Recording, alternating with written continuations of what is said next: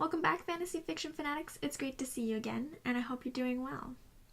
Hopefully you are still enjoying our book, and today we are going to be discussing chapters 4 through 9, which again I mentioned at the last video that it was an extra chapter because it was the same amount of pages. So hopefully you remember to read that extra chapter for this discussion. Looking at the book, we're probably 2/3 through it, so we're making some pretty good progress.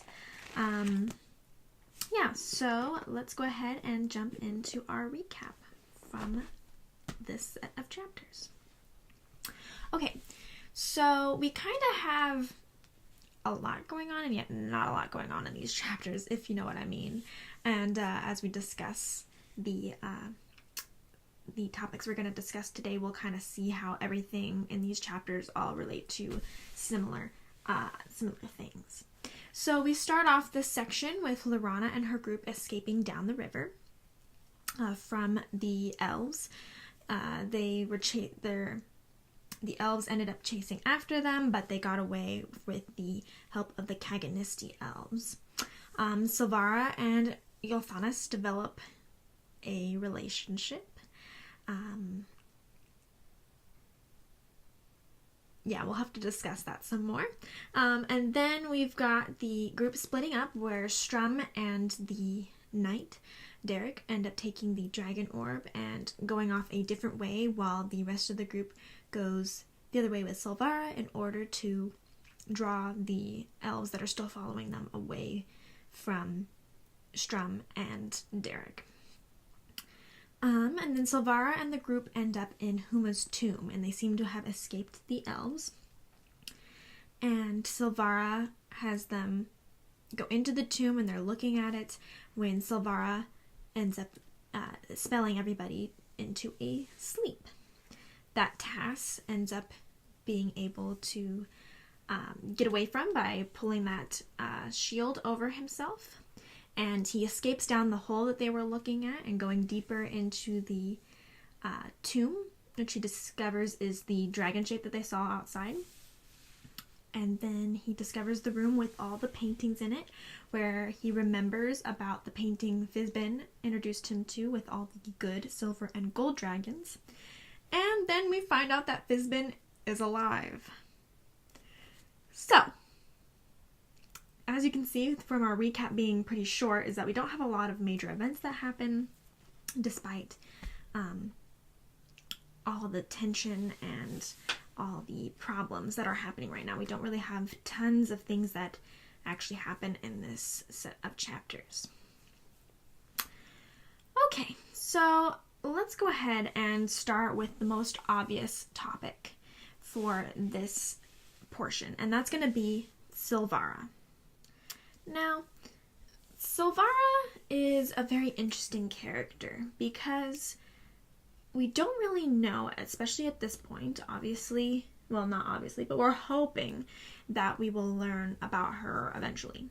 But through this whole portion, she starts out even before this little section that we just read, the section beforehand is when we meet her, when she's treating Gilthanas, and she seems like a normal character, normal person, possibly a friend.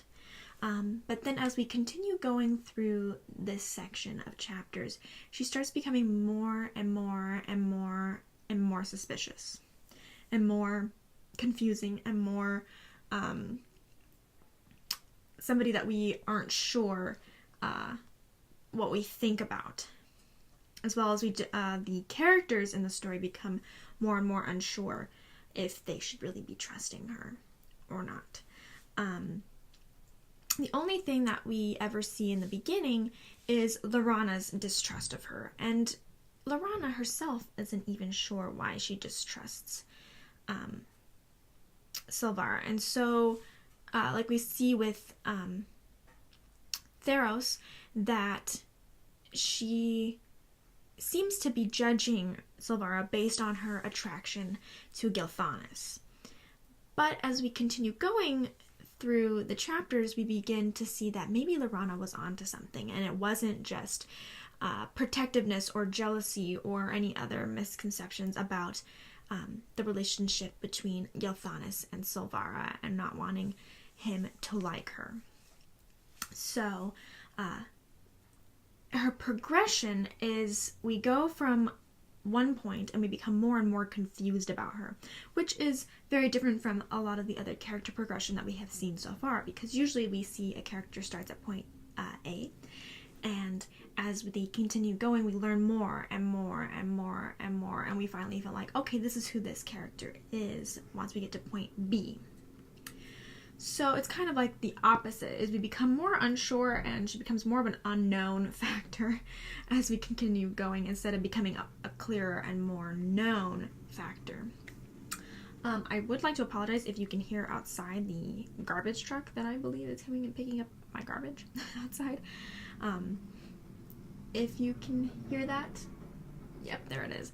I'm really sorry if that background noise disturbs you at all, but that's what that is.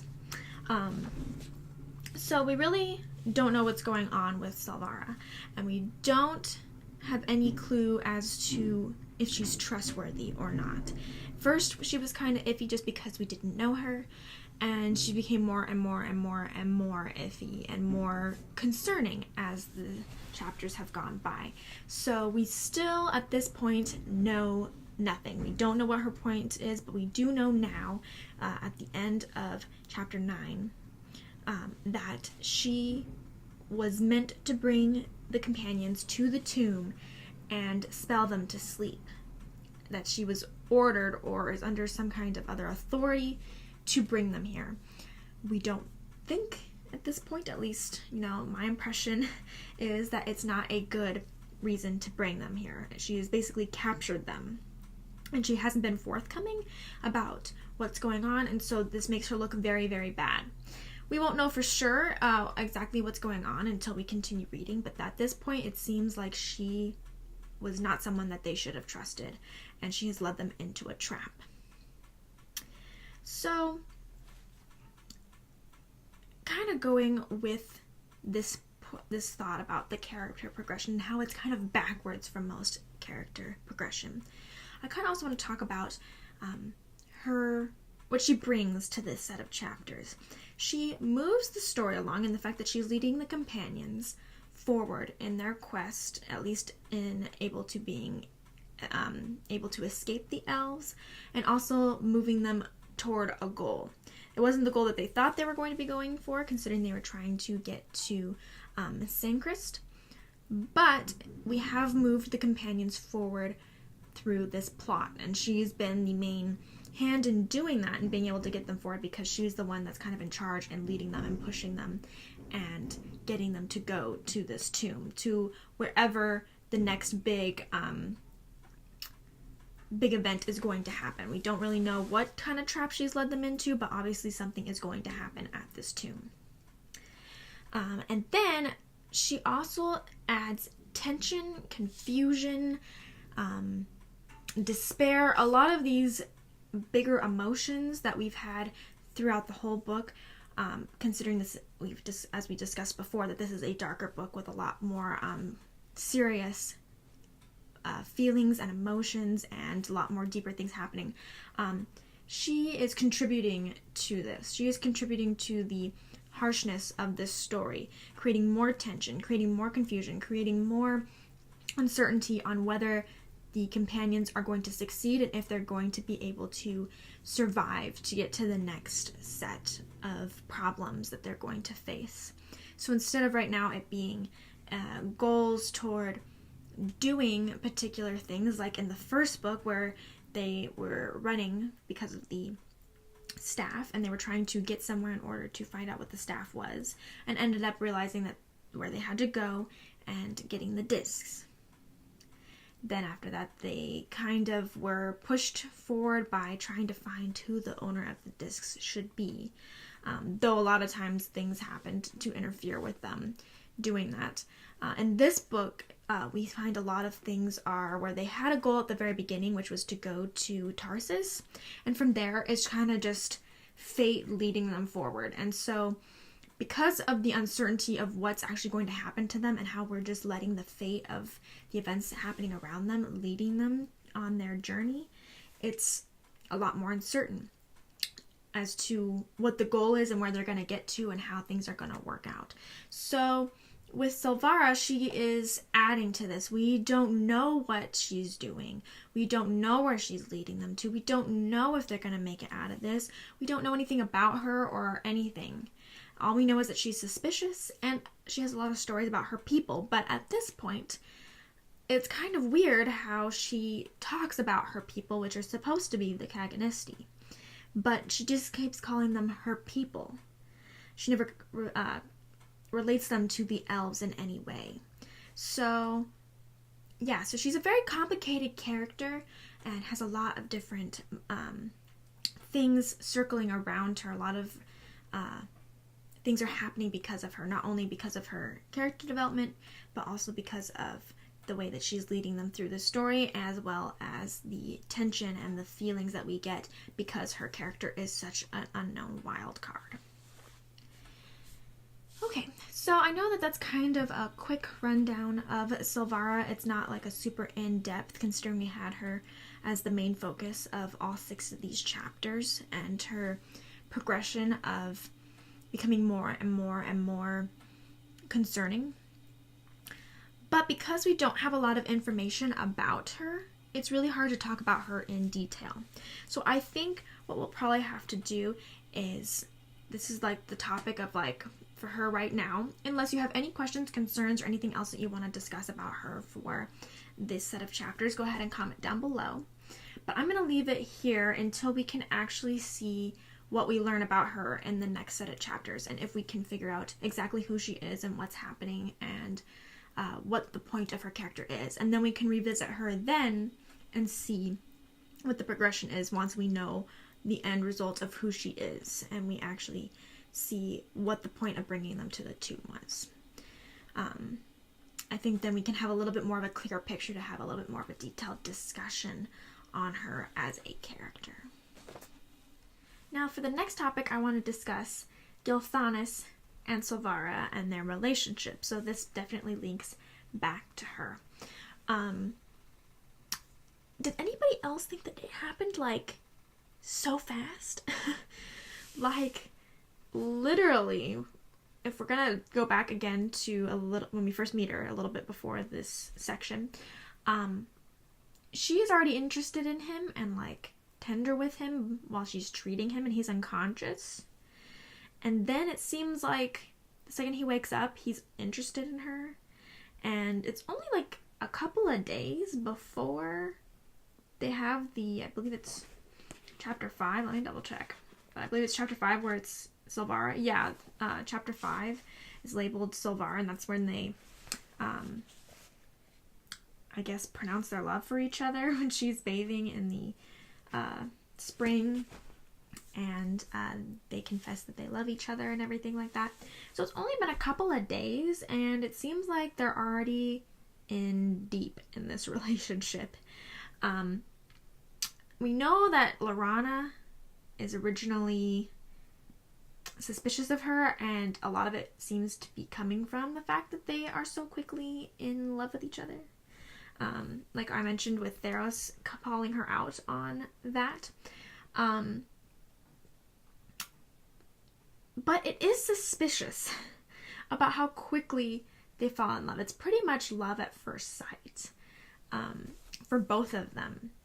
And so we do have a little bit of comments from it, especially like with Theros again. He comments on how he can see how pure and wonderful their love is and that he would follow them just based off their love.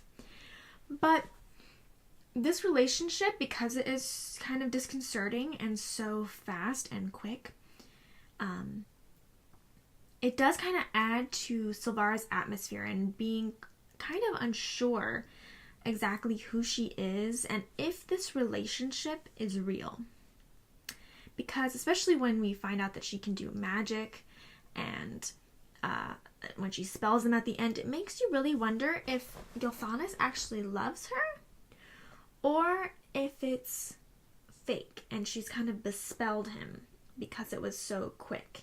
It makes it kind of questionable on whether the relationship is organic or if it's been made up so she has a way of getting into this group and leading them and having somebody on her side in order to have everybody else be following her when she is acting so suspicious. And apparently she hasn't even told Tanis anything about what's going on, because he has caught off guard as the rest of them at the end with the spell. And she spells him too. So this whole relationship is very suspicious, and it makes you feel like Laurana isn't, though at first it seems like she might not be in the right, but as it progresses, we kind of see like maybe she is in the right. Not only for suspecting Silvara, but also kind of being upset or not fully supportive of their relationship together. We're going to see how it turns out and what's the deal is as we continue and we find out more about Silvara and we find out what exactly is happening right now. But their relationship really adds to the tension and really adds to the confusion and really adds to the problems that are happening in these chapters, because like we mentioned, with Silvara being so unpredictable and with her being so confusing, it really doesn't help when we've got Tanis who keeps defending her and keeps being on her side. And even though he at times is a bit confused about why Silvara is doing what she's doing, he stands by her and he sticks to his love with her. And through that, we've got Theros on Silvara and Tanis' side, because he believes in the love that he sees between them and says that love like that can't lead to anything bad. And so he is following them and getting Laurana to follow them as well. So this relationship really helps Silvara and her credibility and her ability to get the group to do what she wants. And so it really is questionable on whether it is an organic relationship, that they both truly like each other and they both really are interested in each other, or if she has bespelled him and if she's acting just as we see her. We don't really know for sure if it's an act, but it really seems like she's been acting like this nice, innocent, sweet elf, and she's really out to get them. Though again, she does help them escape, and so obviously she didn't want them with the elves. So it's all kind of up in the air at this point, and the whole thing with Tanis and Silvara's relationship just adds to it. It's another layer, another confusion, another sense of Silvara getting people in this group on her side. It's very, very confusing, very convoluted. A lot more layers, a lot more questions, a lot more concerns that keep popping up with this story and with this section of the group. Especially because we only see Laurana and that group, that portion of the companions in this whole section. And so we're really focusing on Silvara and we're really focusing on the suspiciousness that's happening at this time. And so it's really up at the forefront with with Silvara and the relationship that she has with Tanis. We really don't know what's happening and why this relationship has happened so quickly and so passionately all at once, especially with her sporadic behavior and suspicious behavior coming right after this love confession that they've had. Now, let's go ahead and discuss a little bit about Laurana. Something that I think really shows up in these chapters is how much her journey through this portion of the story, meaning like book 2 of our 3-book trilogy here, is how much her story is looking a lot like Tanis's. She has become the leader of this portion of our group. She is the one leading everyone. She is the one who's making the final calls. Everybody is looking to her, being like, hey, what do we do? She is calling the shots. And it's kind of been thrust at her much like it was with Tanis when he first was hanging out with his new friends and they started going on adventures together. Everybody kind of collectively decided that Tanis should be the leader. And because they decided that, he took up that role. And he changed from when he was with the elves and really saw the world and became who he is now. And Laurana is now doing her own journey, her own character change, her own character development. And she is becoming exactly like Tanis. There's even a couple of times where she has mentioned that she finally understands Tanis's perspective, and she has similar thoughts by saying to herself how she doesn't like how everyone looks to her and expects an answer, and now she's got to figure out what to do, and she's in charge and responsible for these people's lives, because in the end they're going to get into battles and they're fighting evil and they are in dangerous territory and they're escaping from imprisonment with the elves. Those kind of things, and she is the one that's in charge of these people's lives. And that's partly why I feel like she is so against Silvara, especially with how unusual Silvara acts, is because she realizes that she is in charge of the people in her care now. She gets where Tanis is coming from, where it's hard to make these decisions. And if she decides to trust Silvara and let her come with them, or let them follow her lead, or whatever happens with Silvara, it's gonna be on her, because she's the one that decided to trust and follow Silvara. She's the one that's gotten them into this mess. She's the one that decided to leave the Qualinisti elves. She's the one. And she's finally getting the fact that this is what Tanis has gone through the whole time that he was gone, between becoming engaged to her and the way he left the elves, until he comes back and she decides to follow him. She finally gets it. She finally is becoming her own mature adult. She's finally understanding the world, and she is now starting to see her people differently. She's finally realizing that the Qualinisti elves are not everything she thought they were. That her own people are just as bad as the humans that they say are so terrible. She realizes that the different races are equal. That everyone is should not be have prejudices against, that everything that she believed was wrong, and that her people seem so petty now. And it's kind of interesting to see how Tanis took this journey, and now we're seeing Laurana take this journey, and seeing how much it changes her, and how much she now has matured and realized the things that Tanis has said, and how it relates to how she's feeling now. She's really stepped up to the plate, and she's kind of been thrown into it, just as Tanis was. And so it's a nice parallel to see that she was so upset and so distraught and not understanding how Tanis could feel and be the way that he feels. And yet, now she's getting it. Now she's understanding, and now she feels the pressure. Now she gets it.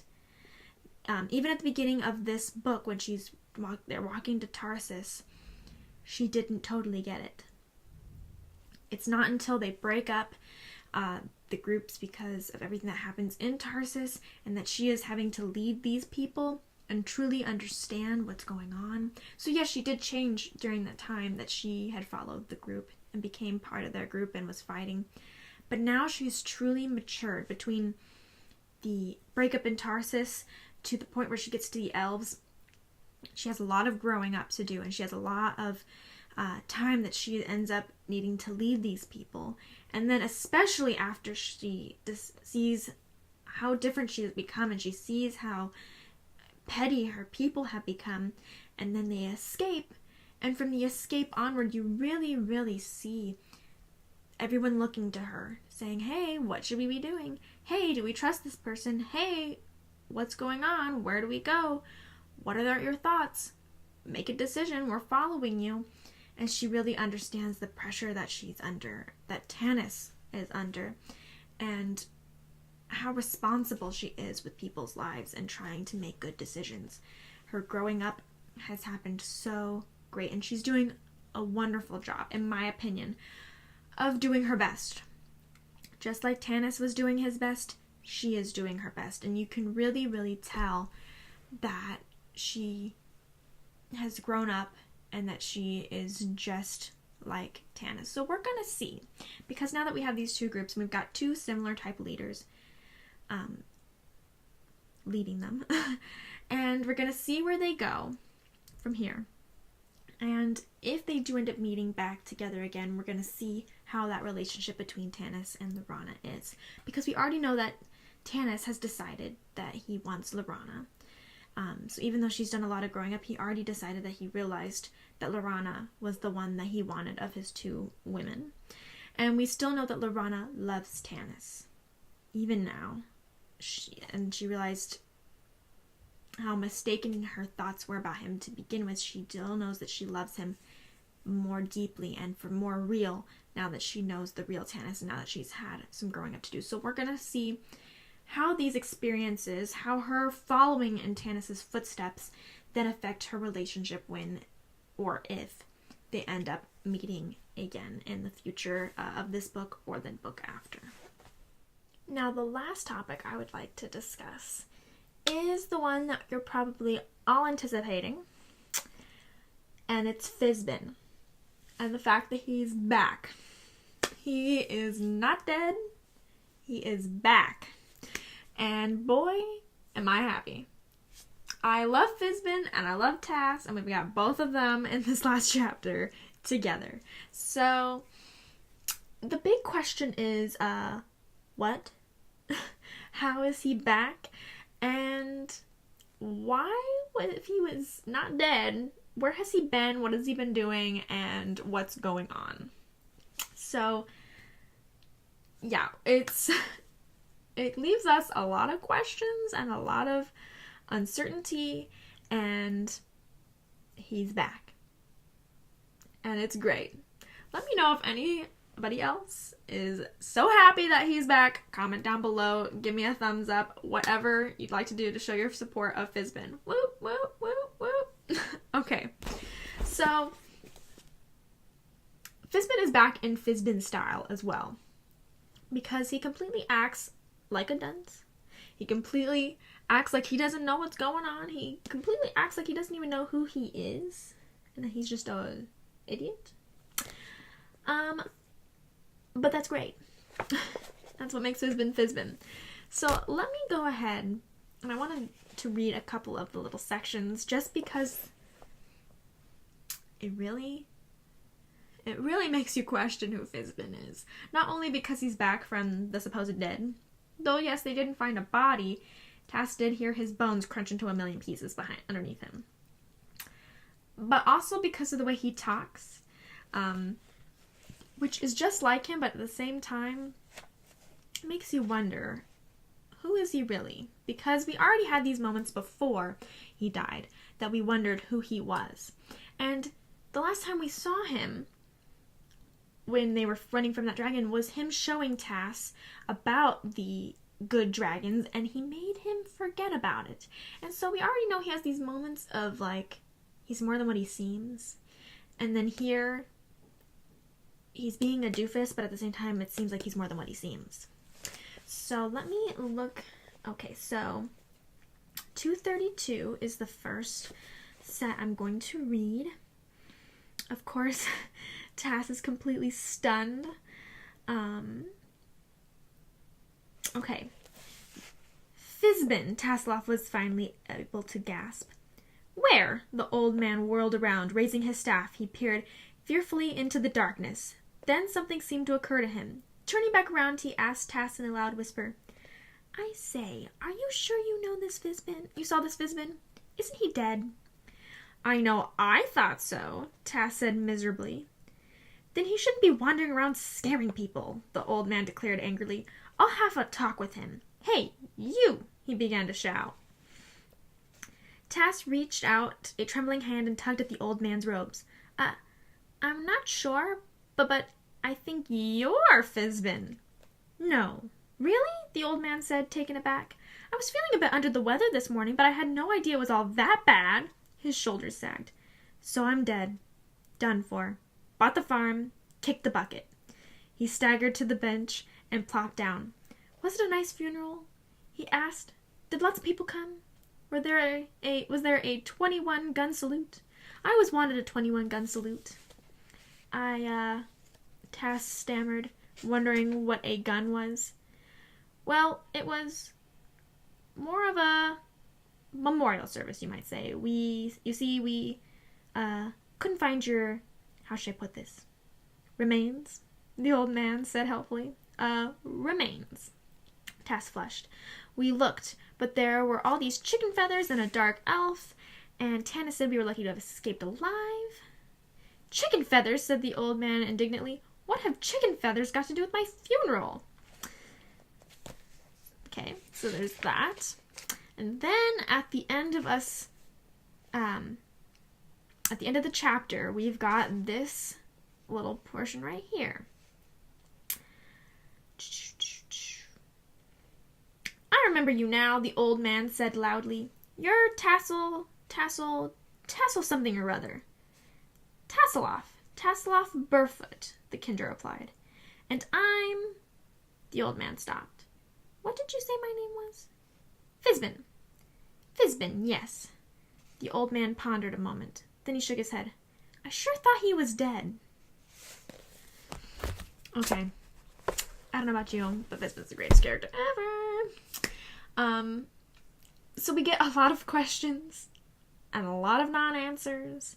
Why is he back now at this particular moment? Why does he come back with Huma's tomb? Why was he sleeping in Huma's tomb? What's gonna happen now that he's back? Why wasn't he back sooner? Who really is he, since he didn't actually die? Like we said before, lots of questions about how he came back, who he really is, and what's gonna happen from here. Now, the common theme through this whole section that we read is we seem to have gotten a lot of more questions, and we've got no answers at this point.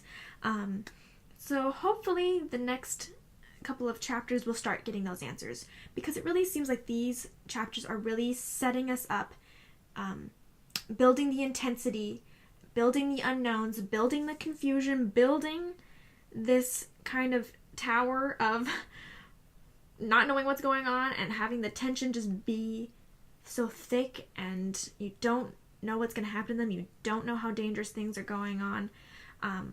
And we're building and building and building until soon, especially after the whole Fizbin, what the heck is happening here.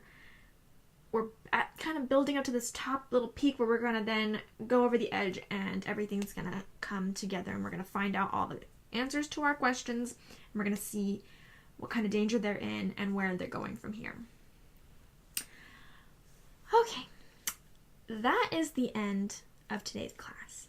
And I know that today's class is a bit short compared to our normal classes, and I'm sorry about that, but like I mentioned at the beginning of this class is that we didn't have quite as much happening in these chapters. So even though we read the same amount of pages, read technically one more chapter, there's not a lot of exciting, amazing things that's happening. It's more of the relationships and the relationship conflicts and those kind of things. And so it was more about the concept of who Silvara is, since she's kind of the main focus, and Fizbin coming back are like the main things that's going on in these chapters. So there wasn't a lot of extra things to discuss and to really look in depth on. If there's anything that you wished I had talked about or anything that you felt was more important that I missed, go ahead and comment down below. I would love to have a conversation with you about whatever you feel like I missed, and to give you my opinion and my thoughts and my observations about it. Yeah, so for the next set of chapters, we're reading chapters 10 through 4, because now we are coming up to book 3 of book 2, if that makes sense. So the third section of book 2 is coming up shortly. It's pages 235 through 284. So it'll be really interesting to see how we've done the first section and then we had a break, and we're going to see now how we finish out the second section to have a break, and now how then the third portion of the book is going to be considered, what's grouped together in that third section, and we'll be able to talk about that. All right, again, let me know if there was anything that I missed, any comments, questions, concerns, anything you want to talk to me about down below, and I will be sure to get back to you and have a discussion. Like I said, I always am hoping to learn from you just as much as you learn from me. So please, please, please, if there's anything you want to say, go ahead and let me know. And I will see you for the next episode. Bye.